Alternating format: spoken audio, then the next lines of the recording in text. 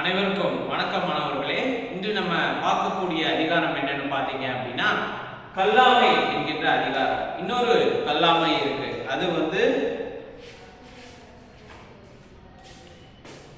இந்த லகரம் தான் கல்லாமை இல்லா அப்படின்னு வந்தா படிக்காம இருக்கு கல்லாமை. இது கள்வன், கள்ளன், திருடன் அப்படின்னு எல்லாம் சொல்லுவாங்க இல்லையா? சோ கல்லாமை அப்படின்னா திருடாம இருக்கிறது. அதாவது நம்ம சிறு வயதுல பாத்தீங்க அப்படின்னா நமக்கு ஒரு பெரிய விஷயமா தெரியாது ஒரு பிறர் பொருள் எடுக்கிறது. அதாவது இப்ப அது பாத்தீங்க அப்படின்னா இந்த 1ஆம் 2ஆம் வகுப்புல பாத்தீங்க அப்படின்னா மற்றவங்களுடைய பென்சில் பேனாவை எடுத்து நம்மளுடைய பேப்பர்ல போட்டுறது, எடுத்துட்டு போயிடுறது, பிறர் பொருளுக்கு ஆசைப்படுவது, எடுப்பது, அந்த மாதிரி வாங்கணும் அப்படின்னு நினைக்கிறது, அதை நம்ம எடுத்து வச்சிருக்கிறது, இதெல்லாம் நம்ம பொதுவாக ஒரு சாதாரணமான விஷயமாக நம்ம நினைக்கிறோம். இப்ப சிறு வயதுல எங்க ஊர்ல எல்லாம் பாத்தீங்க அப்படின்னா என் கூட பழகுற பசங்க என்ன பண்ணுவாங்கன்னா திருவிழா நாள் அன்னைக்கு அங்க கடைகள் எல்லாம் போடுவாங்க. என்னது இந்த பிபி, சின்ன காரு, பைக்கு, இது போன்ற பொருட்கள். அப்போ அவங்க என்ன நினைப்பாங்க அப்படின்னா, சாதாரண என் கூட இருக்கிற சிறுவர்களே அவர் அத்தனை பொருள் வச்சிருக்கிறாரு, அவருக்கு தெரியாம நம்ம எடுத்துக்கலாம் அப்படின்னு நினைக்கிறாரு.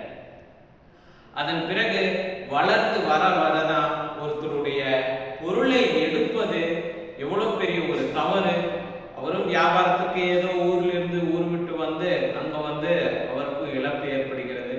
அதெல்லாம் எவ்வளவு பெரிய தவறு அப்படிங்கிறது பிற்காலத்துல ஒவ்வொன்றாக தெரிய வருகிறது.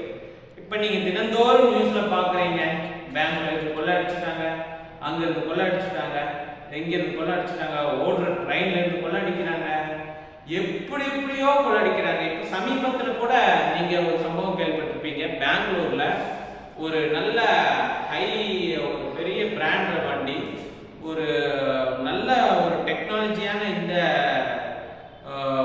இந்த சமயத்துல பாத்தீங்க அப்படின்னா சிசிடிவி கேமரா இருக்கு. அந்த திருடர்கள் முகமூடியை போட்டு அந்த காரை ஹேக் பண்ணி உடனே ஓபன் பண்ணி புதுசா ஒரு 2 மாசம் கூட ஆகல பல லட்சம் மதிப்புள்ள அந்த காரையே திருடிட்டு போயிட்டாங்க. இதெல்லாம் உலகத்துல இன்னும் நடந்துட்டு தான் இருக்கு. திருட்டு சம்பவமானது நடந்து கொண்டே தான் இருக்கு மாணவர்களே. அது ஒன்றும் பெரிய பெருமையெல்லாம் கிடையாது. பாத்தீங்கன்னா பல நாள் திருடன் ஒரு நாள் அகப்படுவான் அப்படின்னு சொல்லுவாங்க. அது போல எத்தனை நாட்கள் பிறருடைய பொருட்களை திருடி இருந்தாலும் என்ன பண்ணியிருந்தாலும் ஒரு நாள் நம்ம வெட்கி தலை குனிந்து மாட்டியே ஆகும். அதுல எந்த மாற்றமும் கிடையாது. என்னன்னு சொல்ல வர அப்படின்னா, அதெல்லாம் ஒரு வாழ்க்கையா? நம்ம சொந்தமாக உழைத்து நம்ம வாங்கி நம்ம வீட்டுல இருக்கிற அப்பா அம்மா நமக்கு வாங்கி கொடுத்தாதான் அந்த பொருள் நம்ம பயன்படுத்துவதற்குரியது. அது என்றைக்கும் நிலையானது. அதுல அன்பு இருக்கும், பாசம் இருக்கும். அந்த பொருளை பயன்படுத்தும் போது அதனுடைய மதிப்பு நமக்கு தெரியும். களவான பொருளை பயன்படுத்தும் போது அதனுடைய மதிப்பு தெரியாது.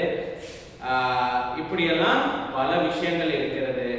கல்லாமை அப்படிங்கிற அதிகாரத்துல திருடாம இருக்கிறது, அதை பத்தி வள்ளுவர் என்ன சொல்லி இருக்கிறார் அப்படிங்கிறது குறளையும் அதனுடைய பொருளையும் நம்ம பார்க்கலாம்.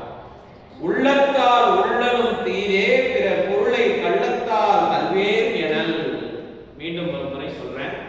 உள்ளத்தால் உள்ளலும் தீரே பிற பொருளை கள்ளத்தால் கல்வேன் எனல். அடுத்தவர் பொருளை களவாடலாம் என உள்ளத்தால் நினைப்பது கூட தீமையானது. வள்ளுவர் என்ன சொல்ல வராரு அப்படின்னு பாத்தீங்க அப்படின்னா, பிறர் பொருளை எடுப்பதற்கு முன்பு அதை எடுத்து விடலாமோ அப்படின்னு நினைக்கிறதே தப்புன்னு சொல்றாரு. வள்ளுவர் திருடுற அளவுக்கு கூட போல என்ன சொல்றாரு, உள்ளத்தால் உள்ளலும் தீதே, மனதால நினைக்கிறது கூட தப்புதான் பிறர் பொருளை எடுப்பது. பிறகு ஒரு பொருள் இருக்கு, அந்த பொருளை இதை எடுத்துடலாமா அப்படின்னு நீ நினைக்கிற, அந்த நினைக்கிறதே தப்பு என்று வள்ளுவர் கூறியிருக்கிறார். அதுக்கு அடுத்த குறள் பார்க்கலாம். களவினால் ஆகிய ஆக்கம் அளவிறந்து ஆவது போல கெடும். களவினால் ஆகிய ஆக்கம் அளவிறந்து ஆவது போல கெடும். களவு மூலம் சேர்க்கப்படும் செல்வம் வளர்வது போல தோன்றினாலும் முடிவில் அழிந்து விடும். இப்ப திருடர்கள் இப்ப நார்மலா சம்பாதிக்கலாம். இப்போ வந்து ஒருத்தர் வந்து மாசம் ஃபுல்லா கஷ்டம் போய் பட்டு, அதாவது ஒருத்தர் வந்து ஒரு 20,000 30,000 சம்பளம் வாங்குறாரு அப்படிங்கிற பட்சத்துல அவரு வறுமையில இருக்கிறாரு. இப்போ இந்த திருடர்கள் எல்லாம் பாத்தீங்க அப்படின்னா 1 லட்சம் 2 லட்சம் அப்படி எடுக்கிறாங்க. ஆனா அவங்க ஏன் நல்லா வாழ்றது இல்ல? பல லட்சத்தை மதிப்புள்ள பொருட்களை எல்லாம் திருடி இருப்பாங்க.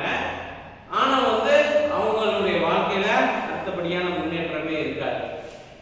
ஏன் அப்படின்னா களவு மூலம் சேர்க்கப்பட்ட பொருளானது மேலும் மேலும் சேர்ந்துக்கிட்டே போன மாதிரி இருக்கும். ஆனால் என்ன ஆயிரும், ஒரு நாள் எல்லாமே அழிக்கப்படும். இப்ப நீங்க அரசியல் பத்தி உங்களுக்கு தெரிஞ்சிருந்தா தெரியும். இப்ப கூட ஒரு சில அமைச்சர்கள் என்ன பண்ணாங்க, அதாவது பல லட்ச கோடியான சொத்துக்களை அவங்க சேர்த்து வச்சு அதை அனுபவிக்க முடியாம இத்தனை எல்லாம் இது பண்ணி இருக்கிறாங்க. ஜெயிலுக்கு போய் ரிலீஸ் ஆகி ஒரு மக்கள் மத்தியில வந்து ஒரு மரியாதை இல்லாம இப்படிதான் இருக்கிறாங்க. ஸோ திருட்டு மூலமா நம்ம சேர்க்கக்கூடிய பொருள் அனைத்துமே நமக்கு பலம் சேர்க்கிற மாதிரி சேர்ந்துக்கிட்டே போற மாதிரி இருக்கும். கடைசியில ஒண்ணுமே இல்லாம அழிந்து விடும். ஆகையால் இந்த திருட்டு குணம் வந்து கல்லாமை, பிற பொருளின் மீது ஆசைப்படுவது, இந்த குணங்கள் இருந்தால் தவிர்ப்பது மிகவும் நல்லது. அடுத்த வகுப்பு